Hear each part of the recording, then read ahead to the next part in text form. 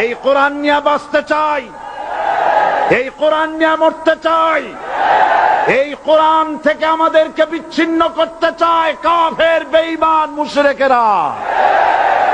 ও আমার জাতি, কোরআন থেকে যারা বিচ্ছিন্ন করতে চায়, তোমরা কি তাদের বিরুদ্ধে জিহাদের জন্য প্রস্তুত থাকবে? যারা মানুষের উপরে জুলুম করছো, আলেমদেরকে ধরতেছো, মুসল্লিদেরকে ধরে ধরে জেলে ঢুকাচ্ছ, সময় আসবে এমন ইন্দুরের গর্ত অপমানা পালাবার জন্য।